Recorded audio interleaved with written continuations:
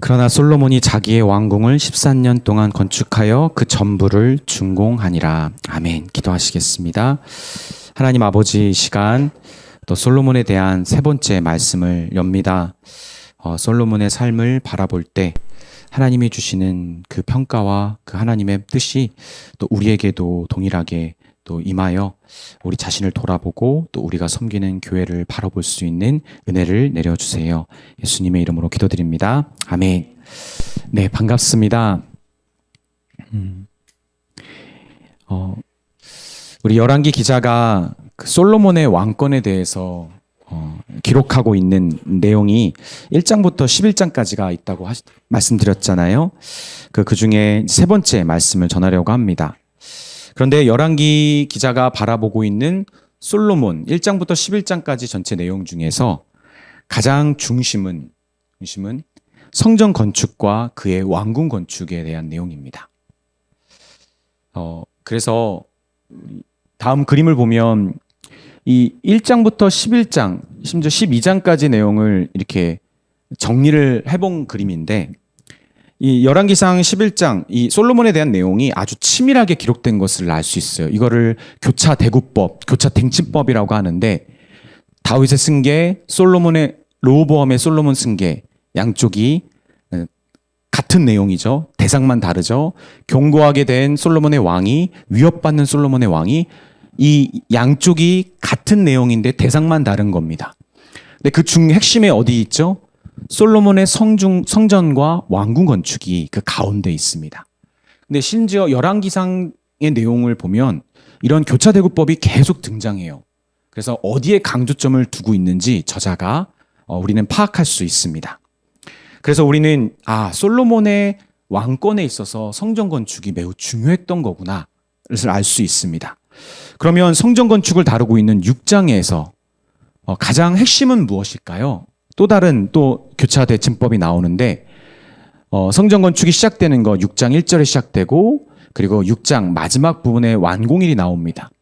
외장공사가 또 내장공사가 앞뒤에 있고요. 가운데는 하나님이 특별히 말씀해 주시는 성전 건축의 의미와 조건에 대해서 하나님이 말씀해 주시죠.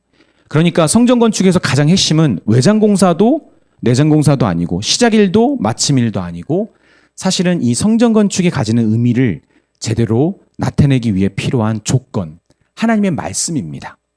그게 바로 6장 11절부터 13절의 말씀인데 우리 한번 같이 읽겠습니다. 시작. 여호와의 말씀이 솔로몬에게 임하여 이르시되 내가 지금 이 성전을 건축하니 내가 만일 내 법도를 따르며 내 율례를 행하며 내 모든 계명을 지켜 그대로 행하면 내가 내 아버지 다윗에게 한 말을 내게 확실히 이룰 것이요 내가 또한 이스라엘 자손 가운데 거하며 내 백성 이스라엘을 버리지 아니하리라 하셨더라. 아멘. 그러니까 하나님은 성전 건축 그 자체의 의미를 부여하신 것이 아닙니다. 하나님은 이 성전도 중요하지만 이 성전이 정말 너희들에게 의미가 있으려면 성전을 통한 하나님의 임재와 그 하나님의 은혜가 나타내려면 너희들이 내 계명과 율례를 반드시 지켜야 한다. 이것이 가장 중요한 것이다 라고 하나님 말씀해 주셨습니다. 언약을 따라 맺어진 그 관계 안에서 신실한 충성, 하나님의 말씀을 지키고자 하는 신실한 충성이 바로 성전을 세우는 그 건축보다 더 중요하다는 것을 하나님이 말씀해 주고 계신 거죠. 하나님이 주목하고 계시다는 겁니다. 그런데 이렇게 하나님이 성전 건축에 대해서 경고하신 말씀이 솔로몬의 귀에 들렸을까요? 제대로 들어왔을까요? 오늘 본문에 따르면 들리지 않았던 것 같습니다. 열왕기 기자가 소극적으로 보여주고 있었던 이 솔로몬의 불신앙의 문제가 오늘 본문을 통해서 명확하게 드러납니다. 그는 사실 두 마음을 품었던 사람이었죠. 두 마음을 품었던 왕이었습니다. 우리 주 안에 사랑하는 여러분, 우리 역시도 솔로몬과 다르지 않을 수 있습니다. 맡겨진 하나님의 위대한 사역, 성전 건축과 같은 그런 신앙의 일들을 행하지만 그 마음 안에는 다른 건축을 더 중요하게 여기고 있는 그런 마음이 있을지 모릅니다.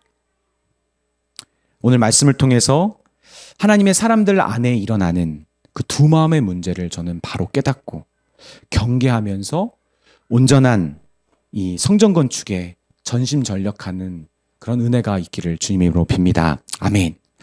6장 1절에 성전 건축의 시작점을 알려준 것처럼 오늘 본문이었던 6장 마지막 절 37절 38절은 다시 시작하는 다시 한번 시작점과 끝 지점을 알려줍니다. 넷째 해 15월 월에 여호와의 성전 기초를 쌓았고 11째 해 불월 곧 8째 달에 그 설계와 식양대로 성전 건축이 다 끝났으니 솔로몬이 7년 동안 성전을 건축하였더라. 물론 성경에서 7이라는 숫자는 완전한 숫자입니다. 그러나 여기서 쓰이고자 하는 의도는 그런 비유적인 어떤 의도가 아니죠. 문자적으로 7년입니다. 계획한 방법과 모양대로 모든 건축이 마치는 데까지 소요된 시간이 총 7년이었어요. 여기까지는 문제가 없어 보입니다. 그러나 다음 구절을 보면 열왕기 기자, 이 저자의 의도가 보입니다. 우리 7장 1절을 우리 한번 같이 읽어볼까요? 시작. 솔로몬이 자기 왕궁을 14년 동안 건축하여 그 전부를 전공하니라. 저자는 이 히브리어에는 여기 앞에 솔로몬이 앞에 그러나가 있습니다. 그러나 성전 건축은 7년이 걸렸지만 그러나 솔로몬이 자기의 왕궁은 13년 동안 건축하며 그 전부를 준공했다. 이것은 분명히 앞절과 대조적인 분위기를 우리에게 보여줍니다. 솔로몬의 성전 건축을 위해 솔로몬이 소요한 시간보다 그의 왕궁을 완성하기 위해 걸린 시간이 무려 2배에 달한 것이죠. 2배 가까이 달했던 것이죠. 여기서 우리는 하나님을 향한 솔로몬의 마음의 문제를 발견합니다. 그 마음의 중심에 성전만 있었던 것이 아니라 왕궁도 크게 자리 잡아 있었던 것이죠. 즉 그는 하나님의 임재가 보증되었던 성전의 그런 견고함보다 자신의 왕권의 위엄이 드러날 그런 왕궁의 위대함을 사실은 세우고 싶었던 것이죠. 우리는 지난 2장에서 자신의 방법대로 그가 왕위에 오르자마자 왕권을 강화하기 위해 자기의 이런 정적들, 대적이 될 수 있는 사람들을 처리하는 것을 보았죠. 그런데 약간 이 열왕기의 기자의 뉘앙스는 이 분명히 솔로몬이 지혜대로 그 대적들을 처리하거든요. 형 아도니아와 요압 장군과 그리고 다윗이 유언에서 얘기했던 시므이까지 그들을 지혜롭게 제거했는데 사실은 그 표현이 사실 되게 뭔가 의심쩍음이 담겨져 있었어요. 그런데 3장 1절에 보면 솔로몬이 애굽의 왕 바로의 딸과 혼인관계를 맺었다라는 그 언급 또한 뭔가 의심할 만한 내용이죠.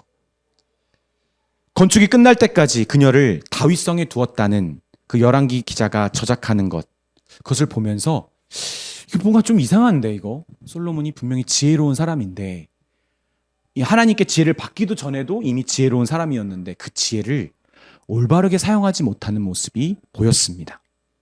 그런데 그 의심이 확신으로 바뀌는 것이 바로 그의 왕궁을 건축한 사건입니다. 다음 지도를 보면 잘 안 보일 수 있는데 다윗 시대에 여기가 사울 왕의 시대에 통치했던 그 영역이었어요. 그런데 다윗에 이르러 이렇게 커지죠. 사실 다윗이 전쟁을 통해서 다 정복했어요. 에돔, 시돈, 여기 위에 이면 에돔, 시돈, 암몬, 모압, 심지어 이집트 주변의 국가들까지 다윗이 다 정리했습니다. 근데 문제는 솔로몬 시대에 그 영역이 더 확대됐다는 것이죠. 위아래로. 다스려야 될 영역들이 더 커진 것이죠.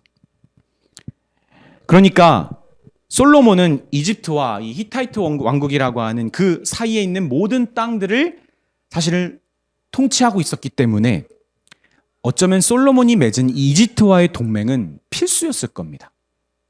특히 이 위쪽으로 이 하맛까지 넘어가는 곳을 제대로 통치를 하려면 이 밑에 쪽에 있는 애굽과의 동맹이 단단하지 않으면 위쪽에 있는 그 통치가 아마 평안하지 못했을 것입니다.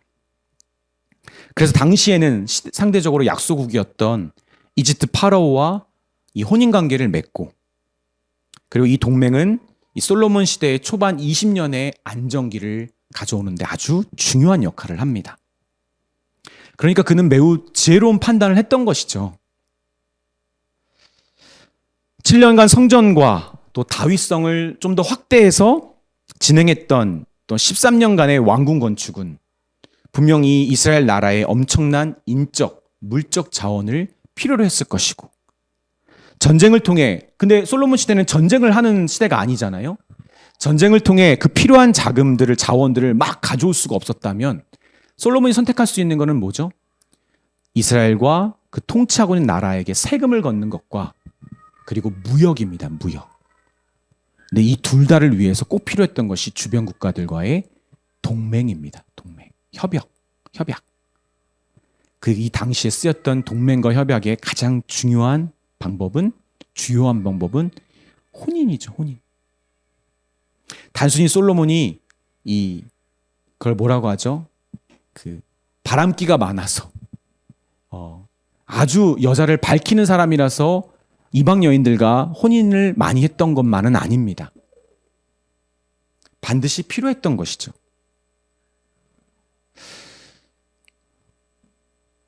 자신의 왕궁은 어떻습니까? 성전을 잘 섬기기 위한 목적.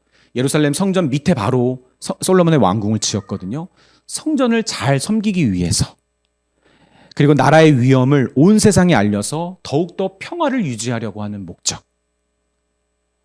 그리고 왕권을 강하게 하려는 목적 등 여러 목적으로 그는 자기의 왕궁을, 그리고 왕궁과 필요한 이 성읍들을, 그 성들을 지었을 것입니다. 그런데 여러분, 하나님은 가나안 땅으로 들어가는 이스라엘 백성들에게 주변 나라와 통혼하지도, 동맹을 맺지도 말라고 엄히 경고하셨죠. 분명 이스라엘이 그 나라의 신들이 섬기는 우상 숭배로 빠질 것을 하나님은 아셨기 때문입니다. 그래서 경고하셨습니다. 그리고 왕을 원해서, 이스라엘 백성들이 왕을 원하게 되어서 왕을 세울 때 그때도 주의해야 될 것을 하나님은 말씀해 주셨어요. 우리 신명기 17장 16절에서 20절의 말씀인데 제가 먼저 읽겠습니다. 여러분, 제가 말씀드리면 따라 읽어주세요. 그는, 너희들이 만약 왕을 원한다면 그 왕은 어때야 되냐면 병마를 많이 두지 말 것이요, 병마를 많이 얻으려고 그 백성을 애굽으로 돌아가게 하지 말 것이니, 이는 여호와께서 너희에게 이르시기를 너희가 이후에는 그 길로 다시 돌아가지 말 것이라 하셨음이며, 그에게 아내를 많이 두어 그의 마음이 미혹되게 하지 말 것이며, 자기를 위하여 은금을 많이 쌓지 말 것이라. 같이 읽겠습니다. 그가 왕위에 오르거든 이 율법사의 등사본을 레위 사람 제사장 앞에서 책에 기록하여 평생을 자기 옆에 두고 읽어 그의 하나님 경외하기를 배우며 이 율법의 모든 말과 이 규례를 지켜 행할 것이라. 그리하면 그의 마음이 그의 형제 위에 교만하지 아니하고 이 명령에서 떠나 자로나 우로나 치우치지 아니하리니 이스라엘 중에서 그와 그의 자손이 왕위에 있는 날이 장구하리라. 아멘. 그런데 하나님이 아직 가나안 땅에 들어가지도 않았던, 그리고 왕을 요구하지도 않았던 그 마음속에 주변국들과 싸우면서 그 왕을 흠모하는 마음을, 강력한 리더십을 흠모했던 마음을 품고 있었던 이스라엘 백성들의 마음을 아시고 하나님은 미리 말씀하셨어요. 너희들이 만약 왕을 원해서 그렇게 왕을 세우게 된다면 너희들이 반드시 이것을 주의해야 한다. 여러분, 이거 이스라엘 백성들에게 하는 경고이기도 하지만 세워질 왕들에게 하는 경고이기도 했습니다. 근데 솔로몬에게 이것이 가장 큰 문제였죠. 열왕기상 11장 2절, 솔로몬에 대한 평가를 내리는 그 구절에 솔로몬 왕이 바로의 딸 외에 이방의 많은 여인을 사랑하였으니 곧 모압과 암몬과 에돔과 시돈과 헷 여인이라. 즉 그는 두 마음을 품었는데 그것은 하나님의 성전을 건축하는 것을 나라의 운명으로, 그리고 자신의 왕권의 생명으로 여기기보다 위대한 왕궁을 건축하면서 두 마리 토끼를 동시에 잡고 싶었던 것이죠. 그리고 그럴 만한 이유와 지혜로운 선택의 근거가 그는 합당하게 가지고 있었습니다. 그럴 수밖에 없었다. 너가 왕이었어도 그렇게 안 할 수 있다고? 그거 쉽지 않을걸? 주 안에 사랑하는 여러분, 온전한 믿음은, 온전한 사랑은, 신실한 사랑은 양다리를 거치지 않습니다. 오직 하나님께 맡겨진 인생입니다. 여러분, 하나님 보시기에도 당신께 전적으로 붙들려진 인생이어야만 하나님이 책임감을 갖지 않으실까요? 쟤 나 아니면 큰일 나. 나만 바라보고 있어. 쟤 어쩌려고 너무 믿음 좋네. 어쩌려고 나한테 올인하지? 나도 감당 안 되는데? 하나님 앞에 이런 부담 드려야 되지 않을까요? 여러분, 하나님을 사랑한다면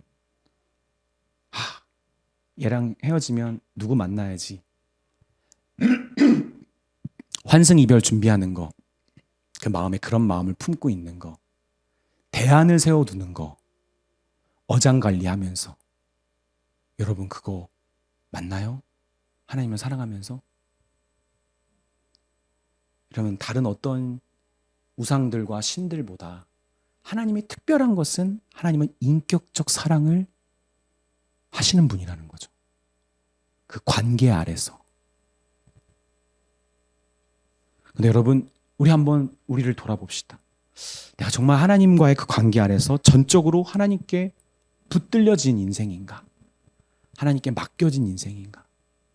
하나님께 모든 책임을 다 떠넘길 수밖에 없는 그렇게 올인한 인생인가?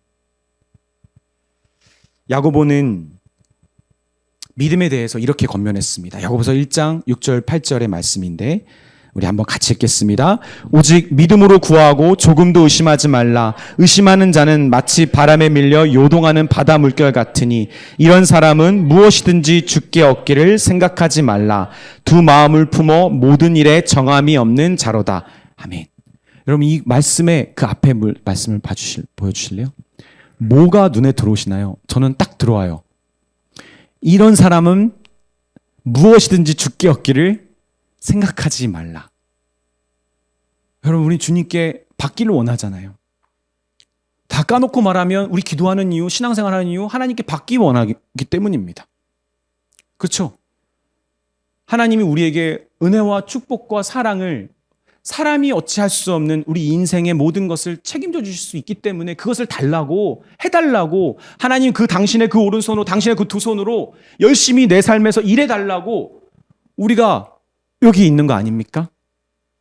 그런데 두 마음을 품는 사람은 하나님께 얻을 생각하지 말라는 겁니다. 그리고 두 마음을 품는 사람은 모든 일에 정함이 없다라는 겁니다. 여러분, 핑계 없는 무덤 없습니다.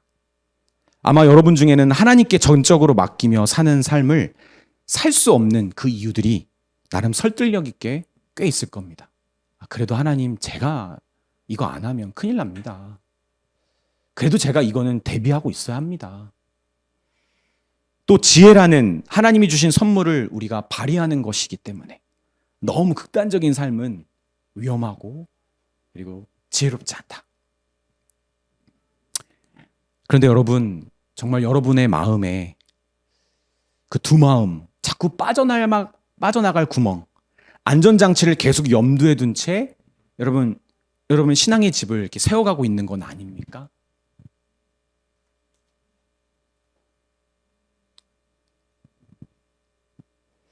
여기서 더 신앙이 견고해지지 않으면, 신앙이 더 좋아지지 않으면 뒤에는 대책이 없는 그런 인생이 아니라 신앙이 정체되어도, 신앙이 조금 후퇴해도 버틸 수 있는 그런 자꾸만 다른 무언가를 마련해 두고 있는 거. 여러분, 이런 사람이 정말 신앙의 견고한 집을 세워가고 있는 사람일까요? 나 신앙 더 좋아지지 않으면, 믿음 굳건해지지 않으면 나 진짜 큰일 나. 하나님을 협박하는 사람. 당시 솔로몬은 비난할 수 있는 사람은 아무도 없었어요. 성전 건축을 나름 잘했고요. 이에 그 국력에 맞는, 앞으로 더 성장하고 더 커질 나라, 더 솔로몬의 왕권에 어울리고 타국과의 교류와 동맹과 무역을 감당할 만한, 그러기 위해 마땅히 필요한 왕궁을 건축하고 거기에 심혈을 기울이는 거. 이거 당연히 지혜로운 판단은 맞습니다. 전혀 문제가 되지 않습니다. 그러나 그의 마음은 나뉘어져 있었어요. 3장 1절에 솔로몬이 여호와를 사랑하고 그의 아버지 다윗의 법도를 행하였으나 11장 1절 솔로몬이 바로의 딸 외에 이방 많은 여인을 사랑하였으니, 하나님도 사랑하고 이방 여인들도 사랑하고. 근데 우리도 역시 신앙이 조금만 안정된 것 같으면 다른 생각을 품기 시작합니다. 이제 내 왕궁을 좀 신경 써도 되지 않을까? 더 하나님을 더 잘 섬기고 앞으로도 신앙생활을 더 탄력 있게 하려면, 힘 있게 하려면 내 왕궁이 좀 더 견고해져야 될 것 같은 그런 마음으로 시작하는데 끝이 달라요. 내 왕궁을 지나치게 만듭니다. 좀 더 안정적인 생활, 탄탄한 재정과 여유를 확보하려고 하다가 거기에 안주하고 빠져나오지 못하는 신앙인들을 우리는 보게 됩니다. 우리라도 다를까요? 목회자라고 다를까요? 저는 월세 사는 목회자와 전세 사는 목회자와 자가에 사는 목회자 정말 다르다고 생각합니다. 삶을 대하는 태도, 목회를 대하는 태도가 달라질 수밖에 없다고 생각해요. 교회를 대하는 태도 역시. 지금 교회에 30대 후반, 40대 초중반이 없다고 난립니다. 단순히 이 숫자적인 부족 현상만이 아니라, 그것도 물론 크지만 교회를 나오는 이 30대 후반, 40대 초반의 사람들이 예배만 드리고 소그룹의 모임에서 잠깐 서로 육아나 바쁘고 힘든 이 직장에 대한 어려움들을 나누고 위로받고 빠집니다. 왜냐하면 그들은 여유가 없기 때문이죠. 근데 교회의 허리라고 하는 그 세대가 사실 지금 우리 한국 교회를 지탱하고 있는 게 아니에요. 교회의 허리 세대, 이 30대 후반부터 40대 중반 후반까지, 50대 초반까지 어떻게 보면 고령화되고 있기 때문에. 여러분, 사회생활에서도 30, 40대는 전성기입니다. 그때 일 제일 잘해요. 그때도 일 못하면 답 없는 사람이에요, 사실은. 그런데 여러분, 신앙생활의 전성기는 다를까요? 왜 달라야 되죠? 신앙생활의 전성기는 가장 파릇파릇하고 에너제틱하고 센스 있고 창의력도 넘치는, 그리고 나름 경험이 좀 쌓였고, 그리고 윗사람과 아랫사람과 협력할 줄 아는 그 30, 40대의 그 전성기가 신앙생활은 왜 아닙니까? 솔로몬은 자신의 왕궁을 최소한으로 만들고, 그리고 어서 빨리 성전의 기능, 즉 성전 예배와 제사를 시작했어야 됐어요. 그래서 본격적인 하나님의 사람으로서 쓰임 받으려 했었어야 합니다.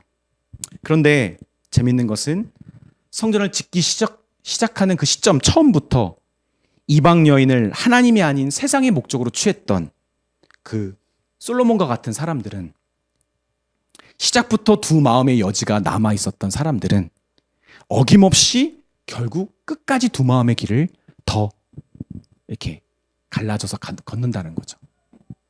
사실 시작을 보면 알아요.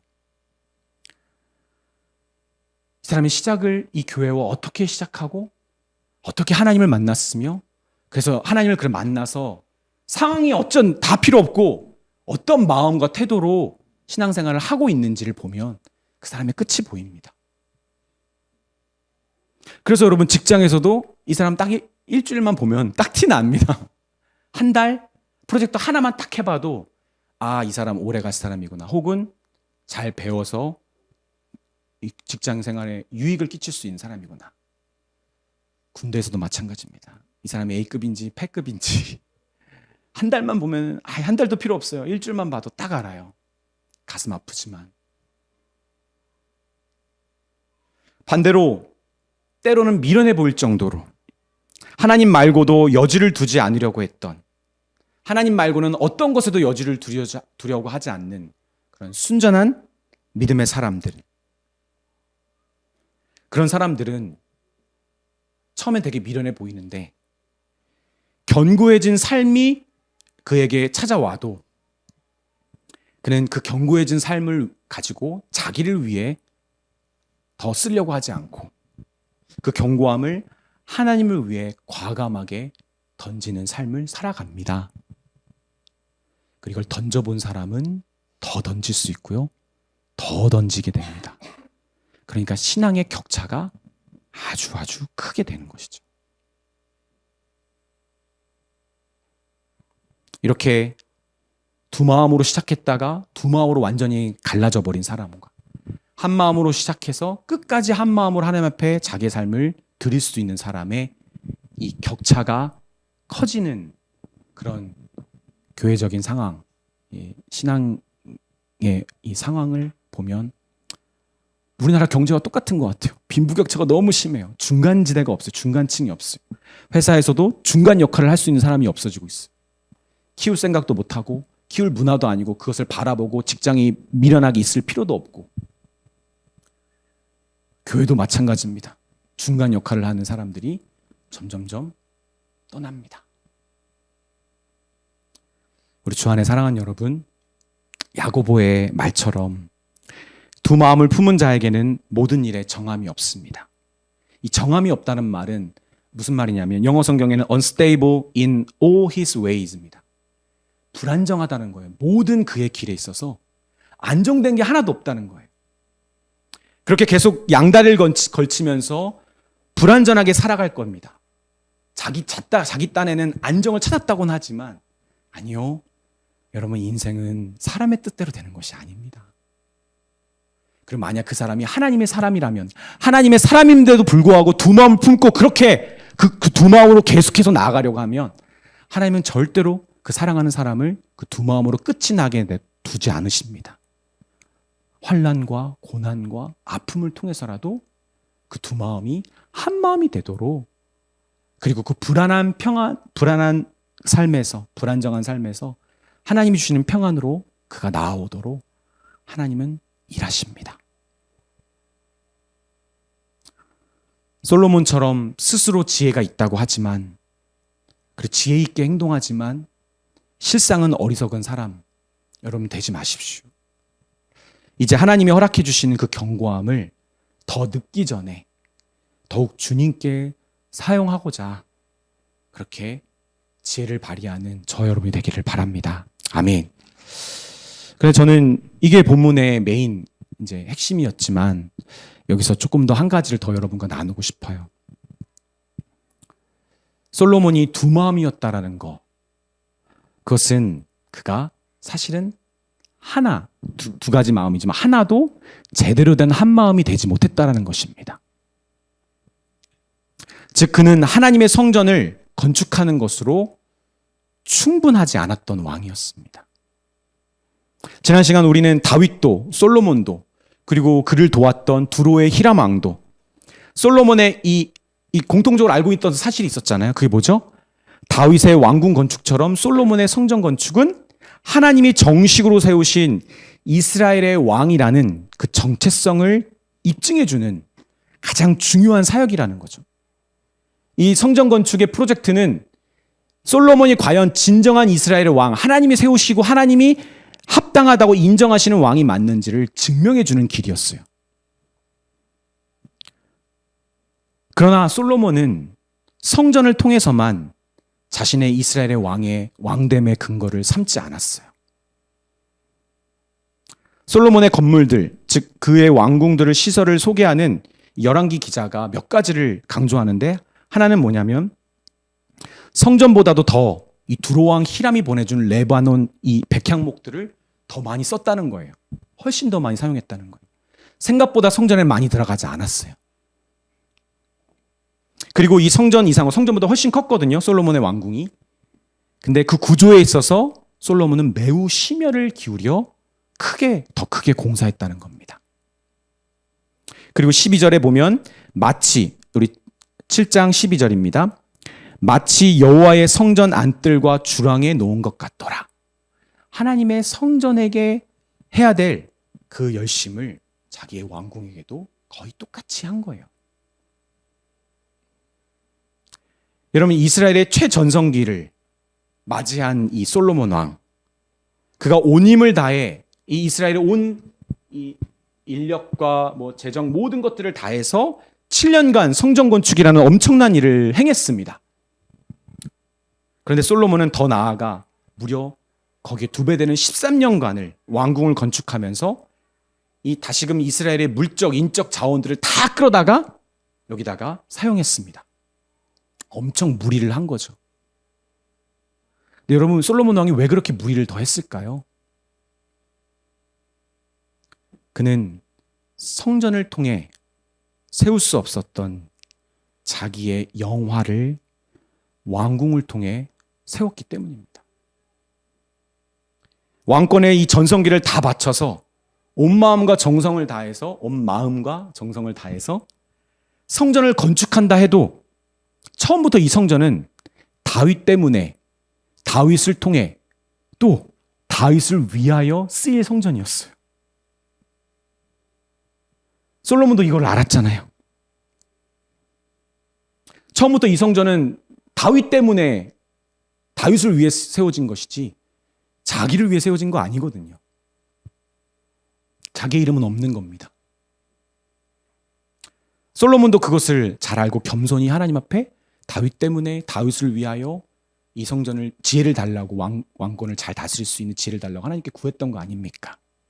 그렇죠. 처음에는 그랬습니다.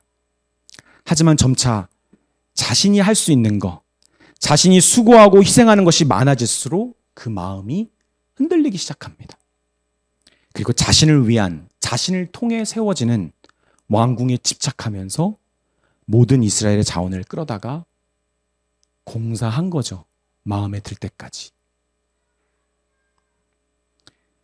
솔로몬은 아주 지혜롭습니다. 내가 감히 침범할 수 없는 하나님의 성전에다가는 자기 명함 내밀지 않습니다.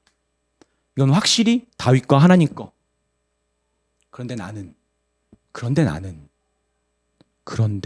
내 인생은, 내 열심은, 그리고 따로 자기의 왕궁에다가 자기의 명함을 아주 선명하게 박아놓는 거죠.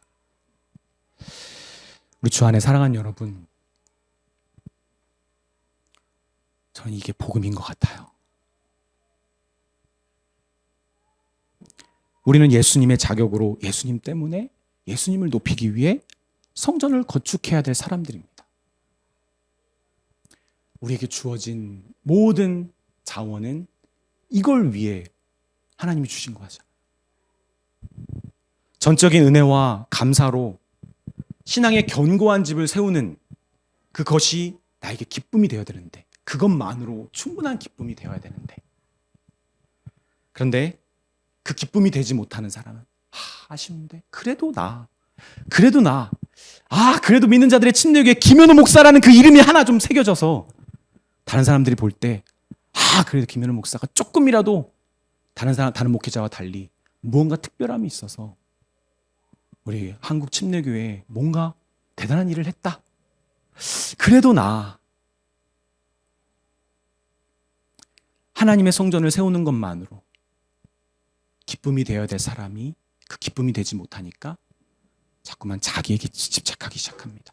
미련을 두기 시작합니다. 아쉬움을 갖기 시작합니다.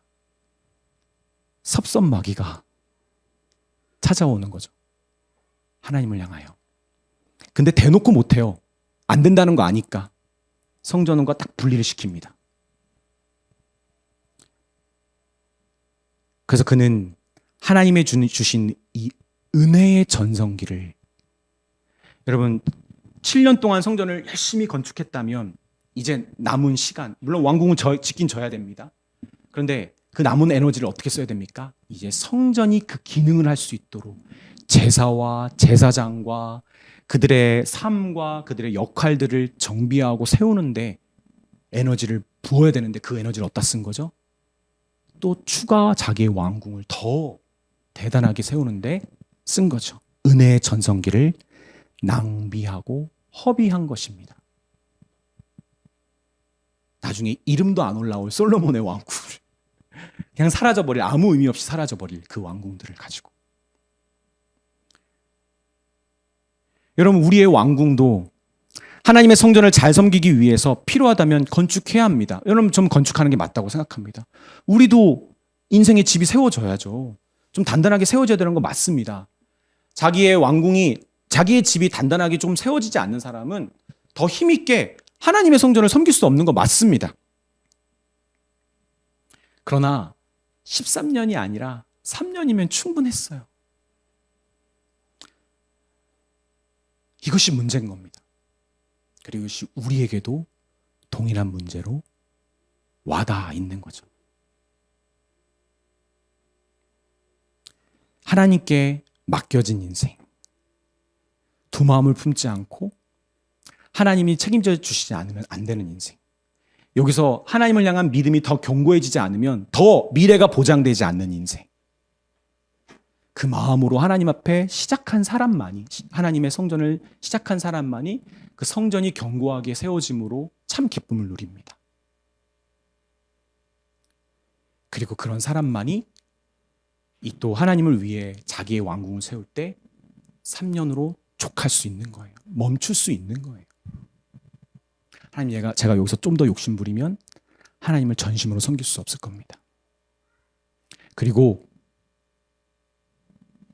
자기의 왕궁조차도 세우지 못하고 평생 하나님의 성전을 위하여 살아간 사람들과 이 땅에서 부모를 통해서나 여러 가지 아픔을 통해서 자기 왕궁의 왕조도 기록할 여지가 없는 사람들을 겸손하게 섬기고 그들과 평생 한 마음으로 함께 할 수 있기 위하여 자기의 성전을 더 짓지 않는 겁니다.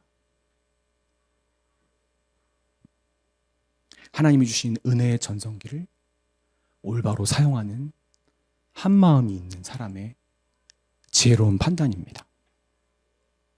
여러분, 솔로몬과 다윗 왕의 결정적인 차이가 무엇이었을까요? 여러 의견이 있겠지만 저는 고난이라고 생각합니다. 솔로몬의 왕의 인생엔 고난이 없었어요. 그런데 다윗은 처음부터 왕으로 기름 부음 받자마자 13년간 조망자 인생을 살았어요. 비참한 인생을 살았어요. 그는 쉽게 왕이 된 게 아닙니다. 어떤 정치인이 나와서 얘기하더라고요. 제가 가장 잊을 수 없는 건 김대중 대통령님이 얘기하셨던, 일본에는 민주주의가 제대로 자리 잡힐 수 없다. 왜냐하면 일본의 민주주의는 피로 얻어진 것이 아니기 때문에. 비슷한 맥락으로 쉽게 높은 위치에 올라간 사람은 절대로 그 위치에서 걸맞는 역할과 책임을 다할 수 없다. 저는 동의합니다. 다윗은 차라리 미리 기름 부음 받지 말걸 하는 원망이 들 정도로 도망자 인생을 살면서, 심지어 사울을, 자기를 죽이려고 쫓아다니는 그 사울을 피해 다니다가 사울을 복수할 수도 있었는데 복수도 할 수도 없었어요. 하나님이 두려워서. 더 답답하고 미칠 듯한 고통을 이 광야의 시간 가운데 다윗은 보냈습니다. 그때 하나님 앞에 한 마음으로 선다는 것이 무엇인지를 다윗은 배웠죠.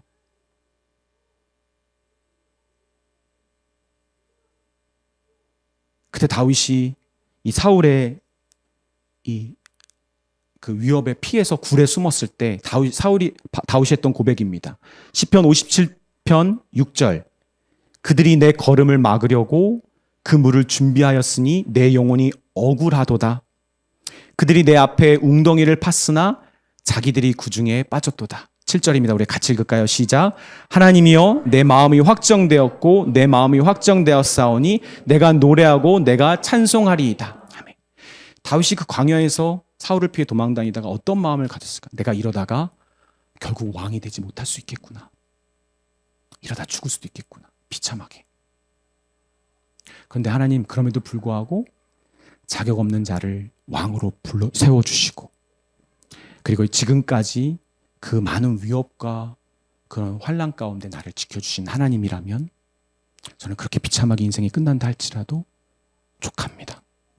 전 여기서 제 인생이 멈춰도 하나님을 찬양할 수 있겠습니다. 그렇게 자기의 마음을 확정한 사람, 그 사람이 그 낮은 자리에서 하나님 앞에 확정한 사람이 중요한 자리로 올라갔을 때 그 마음으로 온 힘을 다해 하나님을 섬길 수 있는 것입니다.